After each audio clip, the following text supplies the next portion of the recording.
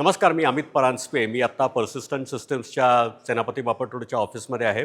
इथे एक अत्यंत चांगला उपक्रम दे आसरा या संस्थेने अ, चालवला होता. त्याच्यात एक ऑन्टरप्रेनर्स क्रिएटर्स कॉन्क्लेव्ह म्हणून एक इव्हेंट, त्यात अनेक कॉन्टेंट क्रिएटर्स जे आहेत ते आलेले होते. पर्सिस्टंटचे अध्यक्ष आनंद देशपांडे सर, त्यांनी सुद्धा काही मार्गदर्शन केलं त्यांच्या अनुभवावरती. आणि यशस्वी उद्योजक जे एक प्रकाशन आहे, जे दे आसराच्या कामाबद्दल पण बरंच लिहित असतं, ते पण इथे उपस्थित होते. तर एक चांगली चर्चा झाली.